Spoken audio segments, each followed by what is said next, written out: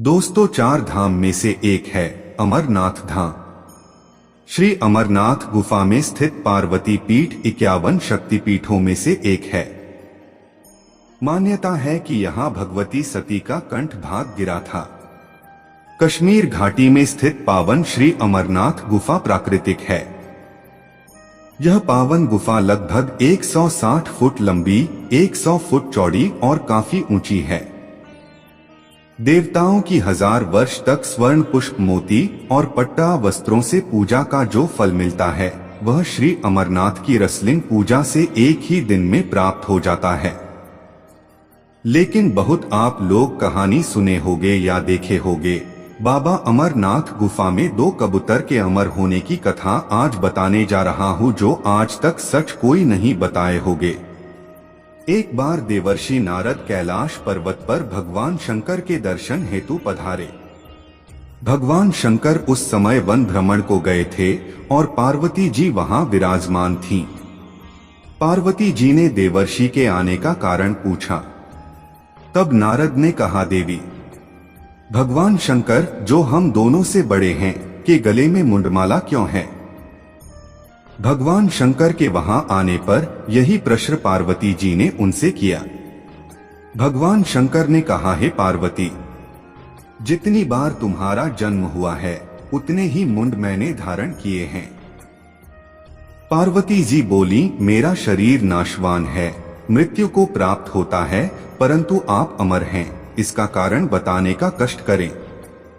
भगवान शंकर ने कहा, यह सब अमर कथा के कारण है। इस पर पार्वती जी के हृदय में भी अमरत्व प्राप्त करने की भावना पैदा हो गई और वह भगवान से कथा सुनाने का आग्रह करने लगी। भगवान शंकर ने बहुत वर्षों तक टालने का प्रयत्न किया, परंतु अंततः उन्हें अमर कथा सुनाने को बाध्य होना पड़ा। अमर कथा सुनाने के लिए समस्या यह थी कि कोई अन्य जीव उस कथा को न सुने। इसलिए शिव जी 5 तत्वों पृथ्वी, जल, वायु, आकाश और अग्नि का त्याग करके इन पर्वतमालाओं में पहुंच गए और श्री अमरनाथ गुफा में पार्वती जी को अमर कथा सुनाई। कथा सुनते सुनते देवी पार्वती को नींद आ गई और वह सो गई, जिसका शिव जी को पता नहीं चला। भगवान शिव अमर होने की कथा सुनाते रहे। उस समय 2 सफेद कबूतर शिव जी से कथा सुन रहे थे और बीच बीच में गूंगू की आवाज निकाल रहे थे। शिव जी को लगा कि माता पार्वती कथा सुन रही हैं और बीच बीच में हुंकार भर रही हैं। इस तरह दोनों कबूतरों ने अमर होने की पूरी कथा सुन ली। कथा समाप्त होने पर शिव का ध्यान पार्वती की ओर गया, जो सो रही थीं। जब महादेव की दृष्टि कबूतरों पर पड़ी तो वे क्रोधित हो गए और उन्हें मारने के लिए आगे बढ़े। इस पर कबूतरों ने भगवान शिव से कहा कि हे प्रभु, हमने आपसे अमर होने की कथा सुनी है, यदि आप हमें मार देंगे तो अमर होने की यह कथा झूठी हो जाएगी। इस पर शिव जी ने कबूतरों को जीवित छोड़ दिया और उन्हें आशीर्वाद दिया कि तुम सदैव इस स्थान पर शिव पार्वती के प्रतीक चिन्ह के रूप निवास करोगे।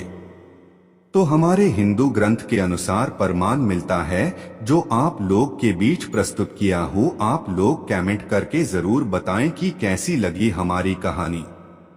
और हिंदू समाज से आप लोग हैं तो और सनातन धर्म को मानते हैं तो ऐसी कहानी सुनने के लिए हमारे चैनल को सब्सक्राइब करें और ऑल प्रेस जरूर करें। धन्यवाद।